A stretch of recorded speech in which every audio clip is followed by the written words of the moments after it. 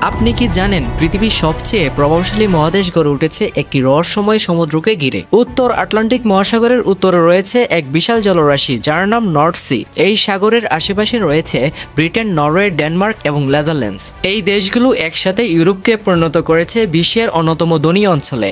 কিন্তু এই সমুদ্রই কিভাবে ইউরোপের এত বড় শক্তির উৎস হয়ে উঠল? কেন একে বলা হয় ইউরোপের জীবনরেখা?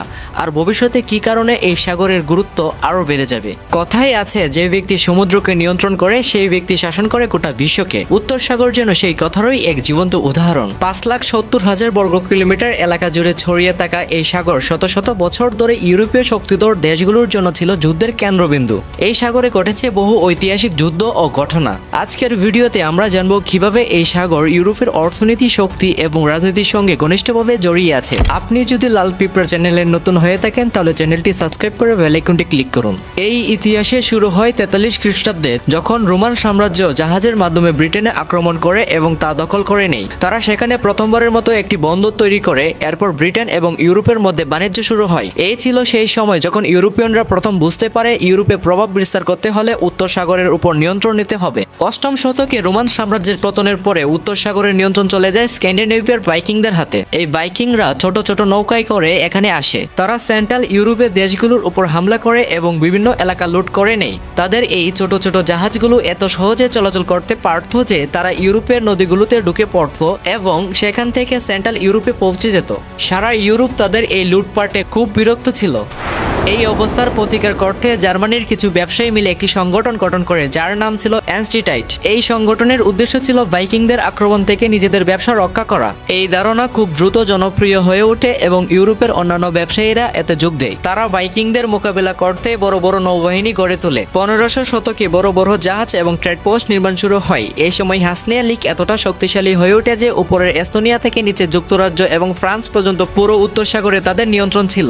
এই সময় উত্তর সাগর ব্যবসার জন্য নিরাপদ হয়ে উঠে চমৎকার সব বন্দর তৈরি হয় এবং ইউরোপের নৌবাহিনীর সঙ্গে তখন দুনিয়ার আর কোনো শক্তির তুলনা ছিল না। তখন ইউরোপিয়ানরা ভাবতে শুরু করে এই শক্তিশালী নৌবাহিনী দিয়ে নতুন সম্পদ ও মহাদেশ আবিষ্কার করতে হবে। এই চিন্তা থেকেই ইউরোপীয় দেশগুলো তাদের অনুসন্ধানকারী নাবিকদের বিশ্বের অন্য সাগরগুলোতে পাঠাতে শুরু করে। এর ফলে তারা আবিষ্কার করেছিল আমেরিকা, আফ্রিকা, ভারত, পূর্ব এশিয়া এবং অস্ট্রেলিয়ার নতুন পথ। এই পথ ধরেই ব্রিটিশ সাম্রাজ্য গড়ে ওঠে, যারা পুরো বিশ্বে শাসন চালাতে সক্ষম হয়েছিল।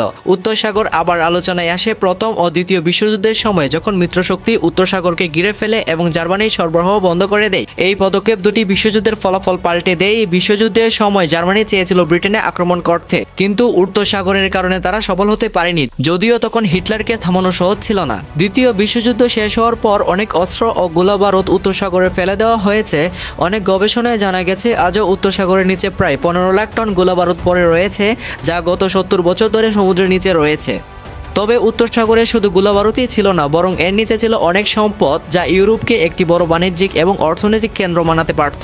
দ্বিতীয় বিশ্বযুদ্ধের আগে উত্তর সাগর ছিল একটি গুরুত্বপূর্ণ সামরিক এলাকা, কিন্তু যুদ্ধ শেষ হওয়ার পরে যেসব ইউরোপীয় দেশ একে অপরের বিরুদ্ধে যুদ্ধ করেছিল তারা একত্রিত হয়ে নেটোর সদস্য হয়ে যায়। উপকূলবর্তী দেশগুলোর মধ্যে সাগরের সীমান্ত ভাগ করে প্রত্যেকটি দেশকে একটি বিশেষ অর্থনৈতিক অঞ্চল দেওয়া হয়। এই অঞ্চলের ভেতরে যে সম্পদ পাওয়া যাবে এবং যেসব বাণিজ্যিক কার্যক্রম চলবে তার উপর সেই দেশের অধিকার থাকবে। এরপর শুরু হয় শিল্পালয়। যখন বিভিন্ন ধরনের শিল্প গড়ে উঠতে থাকে তখন মানুষের চাহিদাও বাড়তে থাকে, বিশেষ করে গাড়ির চাহিদা বাড়ে। আর এই সব কিছুর মূল চালিকা শক্তি ছিল তেল। সেই সময় ইউরোপে কেবল যুক্তরাজ্যে এবং জার্মানির কিছু অংশে সামান্য তেল উৎপাদন হতো, যা চাহিদা পূরণে যথেষ্ট ছিল না। এই কারণে পশ্চিম ইউরোপ তাদের জ্বালানি চাহিদা মেটাতে মধ্যপ্রাচ্যের উপর নির্ভর থাকতো। কিন্তু এরপর এমন কিছু ঘটে যা পুরো পরিস্থিতি পাল্টে দেয়। 1969 সালে নেদারল্যান্ডসের গ্রোনিঙ্গেন শহরের কাছে একটি প্রাকৃতিক গ্যাসের ভান্ডার আবিষ্কৃত হয়। আবিষ্কারের পর উত্তর ইউরোপের দেশগুলো বিশেষ করে যুক্তরাজ্য এবং নরওয়ে উত্তর সাগরে তেল ও গ্যাসের সন্ধান শুরু করে, কারণ এই অঞ্চলে সবচেয়ে বেশি সম্ভাবনা ছিল এই দুই দেশের জন্য। তারা বড় পরিসরে অনুসন্ধান অভিযান শুরু করে। অনুসন্ধান অভিযান চালানোর পর ব্যাপক ড্রিলিং করা হলেও প্রায় 200 বার চেষ্টা করেও কিছুই পাওয়া যাচ্ছিল না। সবাই তখন হতাশ হয়ে পড়ে। কিন্তু এরপর 1969 সালে ফিলিপস পেট্রোলিয়াম নামে একটি বিখ্যাত কোম্পানি শেষ একটি চেষ্টা করার সিদ্ধান্ত নেয়। তারা ড্রিলিং শুরু করে নরওয়ে অর্থনৈতিক অঞ্চলের ঠিক কোণে, যেখানে যুক্তরাজ্য, নেদারল্যান্ডস, জার্মানি এবং ডেনমার্কের সীমান্ত মিলেছে। ভাগ্যক্রমে সেখানেই তারা একটি বিশাল তেলের ভান্ডার আবিষ্কার করে।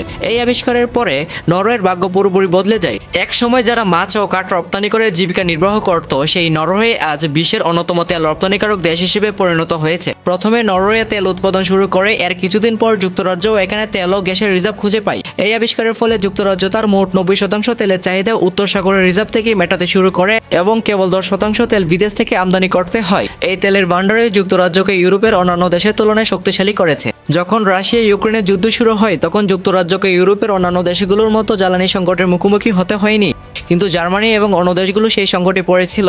এটা বলা যায় উত্তর সাগর ইউরোপের অর্থনীতির জন্য অনেক ভূমিকা পালন করে। তবে এখান থেকে তেল ও গ্যাস তোলা মোটেও সহজ নয়, কারণ এখানে প্রায়ই বড় ঝড় এবং সমুদ্রের অবস্থা খুব খারাপ হয়ে যায়। গত 60 বছরে এখানে বহু দুর্ঘটনা ঘটেছে এবং হাজার হাজার মানুষ তাদের জীবন হারিয়েছে। আটলান্টিক মহাসাগর থেকে আসা প্রবল ঢেউগুলোর কারণে উত্তর সাগরের ঢেউ অনেক উঁচু হয়ে যায়, ফলে এখানকার জাহাজগুলো চলাচলের জন্য বড় বিপদের কারণ হয়।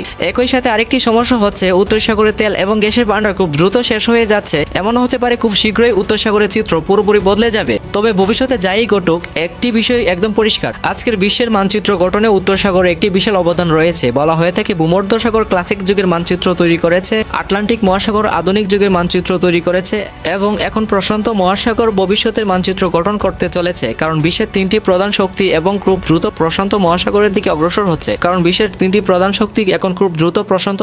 দিকে অগ্রসর হচ্ছে। এই 3টি শক্তি হলো চীন, রাশিয়া এবং আমেরিকা। এই প্রশান্ত মহাসাগরেই আমাদের ভবিষ্যৎকে গড়ে দিচ্ছে এবং তাই এই 3টি দেশ চেষ্টা করছে এই অঞ্চলের উপর নিজেদের নিয়ন্ত্রণ প্রতিষ্ঠা করতে। যার নৌবাহিনী যত বেশি শক্তিশালী হবে এবং যে দেশের সমুদ্রের উপর যত বেশি নিয়ন্ত্রণ থাকবে, তারাই হবে বিশ্বের সবচেয়ে সম্মানিত এবং প্রভাবশালী দেশ।